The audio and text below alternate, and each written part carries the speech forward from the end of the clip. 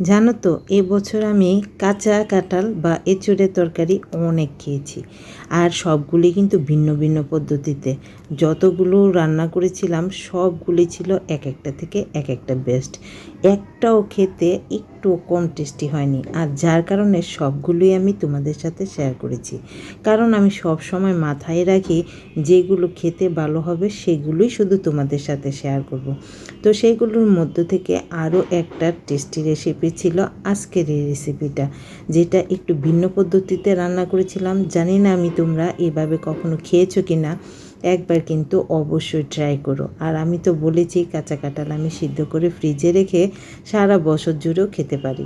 তো যাই হোক, দেখতে পেলে কাঁচা কাঁঠালের কয়েকটা অংশ আমি খুব ভালো করে টুকরো টুকরো করে কেটে নিয়েছি।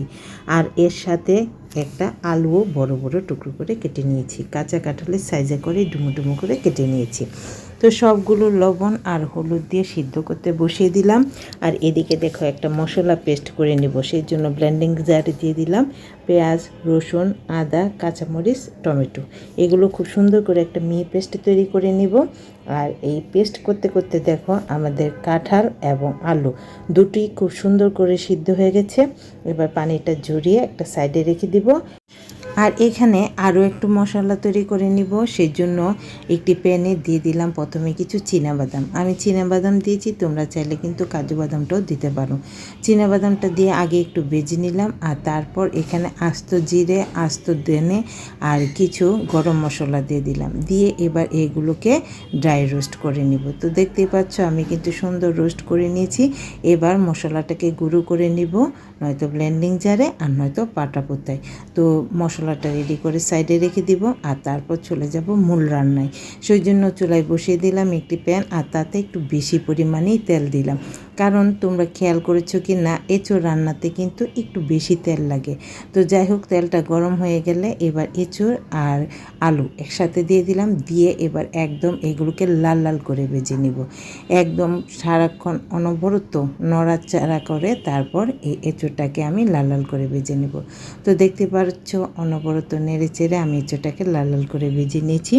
এবার এটাকে একটা প্লেটে তুলে রাখবো।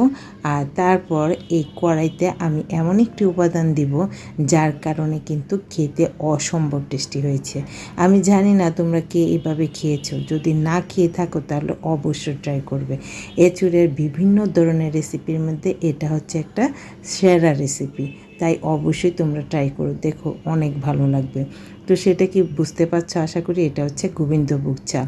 এই চালটাকে এবার আগে আমি খুব ভালো করে ধুয়ে পানিটা ঝরিয়ে রেখেছিলাম। তো এই চালটা দিয়ে দিলাম, দিয়ে এবার এটাকে একটু ভেজে নিব। বাজার একটা পর্যায়ে অ্যাড করে দিব একটু হলুদ গুঁড়ো, দিয়ে তারপর যতক্ষণ পর্যন্ত না চালটা থেকে খুব সুন্দর একটা গন্ধ বেরোচ্ছে ততক্ষণ পর্যন্ত আমি চালটাকে সুন্দর করে ভেজে নিব। তো দেখতেই পাচ্ছ হলুদ গুঁড়োটা দিয়ে দিলাম। দিয়ে এবার যখন একদম ঝরঝরা হয়ে যাবে, বাস্তে বাস্তে সুন্দর একটা গন্ধ বের হবে, তখনই বুঝতে পারবে যে আমাদের চাল ভাজাটা হয়ে গেছে। তো এরকমভাবে সুন্দর করে ভেজে নিবে। তো দেখতে পাচ্ছ খুব সুন্দর হয়েছে কিন্তু। তো চালটাকেও সাইডে রেখে দিলাম। এবার এই সেম প্যানে আবারও একটু তেল দিয়ে দিলাম। দিয়ে সম্বার হিসেবে দিয়ে দিব এখানে 2টি শুকনো মরিচ, একটি তেজপাতা মাঝখান থেকে ছিঁড়ে দিয়েছি, আর হাফ চামচ আস্ত জিরে দিয়ে দিলাম। ফোড়ন থেকে যখন সুন্দর গন্ধ বেরোবে তখন এখানে অ্যাড করে দিলাম পেঁয়াজ কুচি। পেঁয়াজ কুচিটাকে দিয়ে অনবরত নেড়ে চেড়ে আমি এটাকে হালকা ব্রাউন করে ভেজে নেব। একদম লাল লাল করে ভাজবো না, হালকা ব্রাউন করে ভেজে নেব। আর হালকা ব্রাউন করে ভাজা হয়ে গেলে এখানে আমি অ্যাড করে দেব আমাদের আগে থেকে তৈরি করে রাখা মশলাটাকে দিয়ে এবার একটু সময় নিয়ে খুব ভালো করে মশলাটাকে কষিয়ে নিতে হবে, যতক্ষণ পর্যন্ত না আদা রসুন থেকে কাঁচা গন্ধ ছেড়ে যায়। তো এই মশলাটা কষাতে কিন্তু একটু সময় লাগবে, তাই ধৈর্য ধরে অনবরত নেড়ে ছেড়ে খুব ভালো করে মশলাটাকে কষিয়ে নিতে হবে। মশলাটা যখন খুব ভালো করে কষানো হয়ে যাবে সেই পর্যায়ে এখানে আমি অ্যাড করে দিব আরও কিছু গুঁড়ো মশলা। এখানে দিয়ে দিব আমি হাফ চামচের মতো হলুদ গুঁড়ো, হাফ চামচের একটু বেশি শুকনো মরিচের গুঁড়ো, 1 চামচ ধনে গুঁড়ো, আর 1 চামচের থেকে একটু বেশি দিয়ে দিব জিরে গুঁড়ো। দিয়ে এবার একটু পানি দিয়ে দিব যেন মশলাটা পুড়ে না যায় আর মশলাটা খুব সুন্দর করে কষানো হয়, সেই জন্য পানিটা দিয়ে দিব। দিয়ে তারপর আবারও একটু সময় নিয়ে মশলাটাকে কষিয়ে নিব। তো দেখতে পাচ্ছ ব্লেন্ডিং জার ধুয়ে একটু পানি দিয়ে দিলাম, দিয়ে এবার মশলাটাকে একটু সময় নিয়ে খুব ভালো করে কষিয়ে নেব। মশলা যত ভালো করে কষানো হবে এই এঁচড়ের তরকারিটা খেতে ততটাই ভালো লাগবে। তো দেখতে পাচ্ছ একদম মশলার তেল বের করে দিয়েছি। এবার এখানে অ্যাড করে দিলাম পরিমাণ মতো লবণটাকে দিয়ে খুব ভালো করে মশলার সাথে নেড়ে চেড়ে মিশিয়ে দিব। আর তারপর এখানে দিয়ে দিব আমি আগে থেকে যে এঁচড় আর আলু ভেজে রেখেছিলাম সেটা। তার আগে দেখো এখানে অল্প পরিমাণ আমি চিনি অ্যাড করে দিলাম, এতে করে স্বাদে খুব সুন্দর ব্যালেন্স হবে। তোমরা অবশ্যই একটু দিতে চেষ্টা করো। আর যদি ডায়াবেটিসের পেশেন্ট থাকে তাহলে তা দিতে পারবে না, কিন্তু এটা দিলে কিন্তু খেতে অসম্ভব ভালো লাগে। তো সব কিছু আবার ভালো করে নেড়ে চেড়ে মিশিয়ে নিলাম।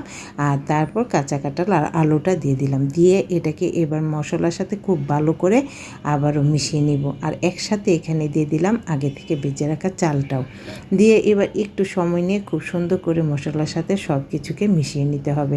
তো দেখতে পাচ্ছ আমি কিন্তু খুব সুন্দর করে মিশানোর চেষ্টা করছি। আর খুব সুন্দর করে সব কিছু মিশানো হয়ে গেলে এখানে আমি অ্যাড করে দেব ঝোলের জন্য পরিমাণ মতো পানি। আর এই পানিটাকে আমি আগেই একদম ফুটতে রেখে দিয়েছিলাম, তাই ফুটন্ত গরম পানিটা দিয়ে দিও, দেখো খেতে খুব বেশি ভালো লাগবে।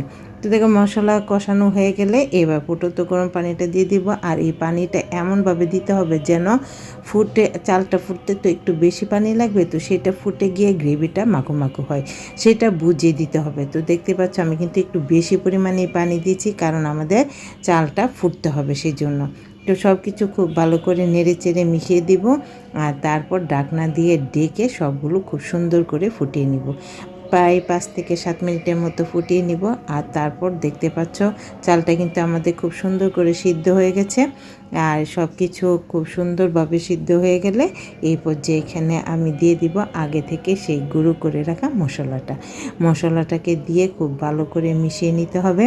আর এই তরকারিটা কিন্তু একটু ঝুলঝুল রাখতে হবে, কারণ ঠান্ডা হওয়ার পর আবার একটু গ্রেভিটা টান দিবে সেই জন্য।